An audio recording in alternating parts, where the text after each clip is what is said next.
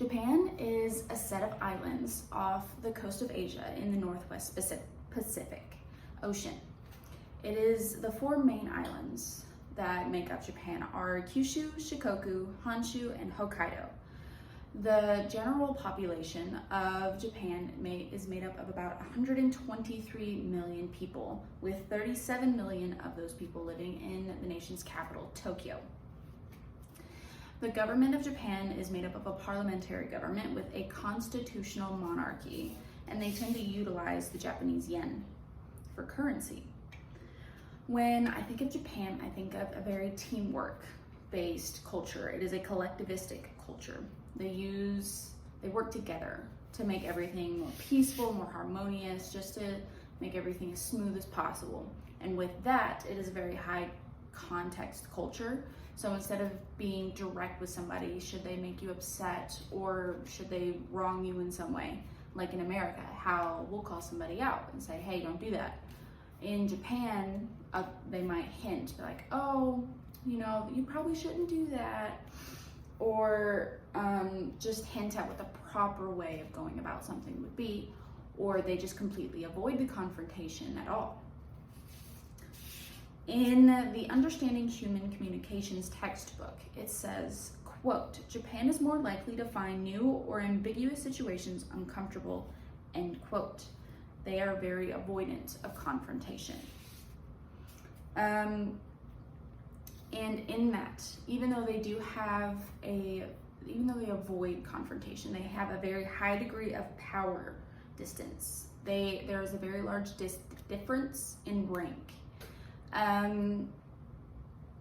So say you're with the CEO and you're in a meeting. That CEO is going to have a very designated seat to sit in. He'll sit at the head of the table and everyone else will file in based on rank. Same thing with bowing in the culture. The more you respect a person, the lower and longer you would bow. Something else that they do is they very regularly exchange business cards that will show their name and their rank and everything. That way everybody knows where they sit on the hierarchy, pretty much.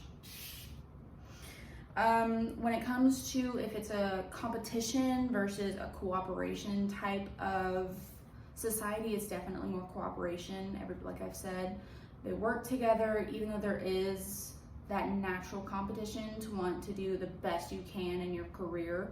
You're still not going to sabotage someone else in the Japanese culture. Some culture normalities that kind of shocked me is I didn't know that they take their shoes off right at the door, and they even have a designated area. And before they go further into the house, instead of just wearing socks like I do, they have designated house slippers, and then they even sometimes will have designated bathroom slippers. Just to keep any contamination separate. They're very hygienic and very focused in cleanliness in Japan. Something else is they tend to not hug relatives if you're going to a family function. Personally, I know not everybody's the same way, but I'll go around, give everybody hugs when I show up. Hey, how you doing? Miss you. And then before I leave, I'll do the same thing. And then something else that shocked me is that in America, personal space is a very big thing. Don't pop my bubble is a very big thing that I hear little kids saying. But in Japan, that's not a thing. You'll have people come up and brush your shoulder if they're in a rush, or they'll be on their phones walking, and it's normal there. They don't get upset about it if they get bumped into and somebody's in a rush. Like I mentioned earlier, there's no public trash cans. In America, you see trash cans all the time, all over the place, and you'll still see litter because some people are just too lazy to throw it away. But in Japan, you will rarely see trash cans, and it'll still be a very clean area. They are also very quiet. They speak quietly versus in America, we very boisterous. We talk loudly, we laugh loudly. In Japan, that wouldn't be very common. They're even silent almost on trains. And if you are talking, it's usually for emergency situations or work-related reasons, but usually even then you'll get side-eyed on the train. For nonverbal communication, like I mentioned, bowing. Bowing is a very strong sign of respect. The lower, the longer, more respect. They dress very conservative. Women usually don't even show any more than this if they don't show anything below the shoulder or collarbone. Tattoos are also very taboo there.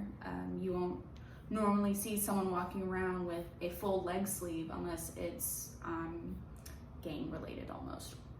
Versus in America, almost everybody that I see down the street has a tattoo. It's also rude in Japan for you to sit with your legs crossed or to be slouching. Also, they are not very expressive. When they're listening, they'll nod, but they don't show strong emotions, versus in America.